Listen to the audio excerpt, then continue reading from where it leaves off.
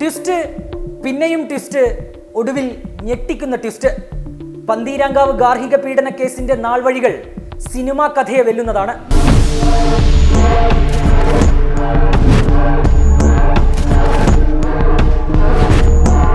കോഴിക്കോട് പന്തീരാങ്കാവ് സ്വദേശി രാഹുൽ പി ഗോപാലും എറണാകുളം സ്വദേശിയായ യുവതിയും പരിചയപ്പെടുന്നത് മാട്രിമോണിയൽ സൈറ്റിലൂടെയാണ്.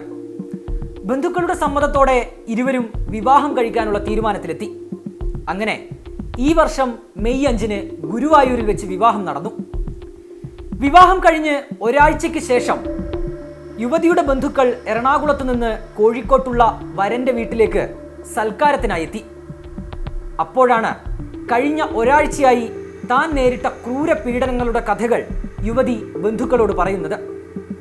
പിന്നാലെ ബന്ധുക്കൾ യുവതിയുമായി പന്തീരങ്കാവ് സ്റ്റേഷനിലെത്തി പരാതി നൽകി.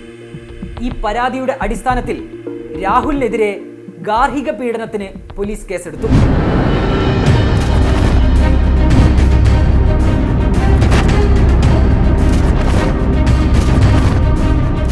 അതിനിടെ കേസെടുക്കുന്നതിൽ വീഴ്ചയുണ്ടായെന്ന് ചൂണ്ടിക്കാട്ടി പന്തീരങ്കാവ് SHO ഉൾപ്പെടെ 2 പോലീസ് ഉദ്യോഗസ്ഥർക്ക് സസ്പെൻഷൻ ലഭിച്ചു.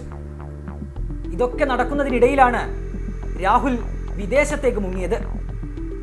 കേസ് കോടതിയിലെത്തിയപ്പോൾ യുവതി മൊഴി മാറ്റി. രാഹുലിനൊപ്പം തുടരാനാണ് താല്പര്യം എന്ന് യുവതി അറിയിച്ചതോടെ ഹൈക്കോടതി കേസ് റദ്ദാക്കി. അങ്ങനെ വിദേശത്തായിരുന്ന രാഹുൽ തിരികെ നാട്ടിലെത്തി.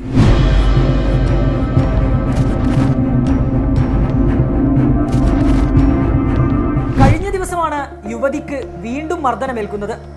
മദ്യപിച്ചെത്തിയ രാഹുൽ പി ഗോപാൽ മീൻകറിക്ക് പുളിയില്ലെന്നാരോപിച്ച് മർദ്ദിച്ചുവെന്നാണ് പരാതി.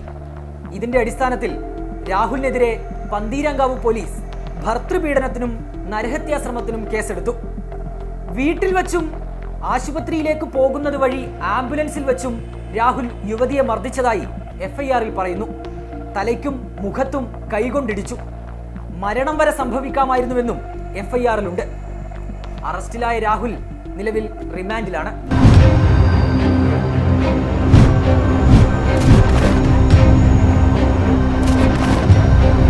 ആദ്യ കേസ് ഹൈക്കോടതി റദ്ദാക്കി കൃത്യം 1 മാസം പിന്നിടുമ്പോഴാണ് യുവതി മറ്റൊരു പരാതി ഉന്നയിക്കുന്നതും രാഹുലിനെതിരെ പോലീസ് പുതിയ കേസെടുക്കുന്നതും.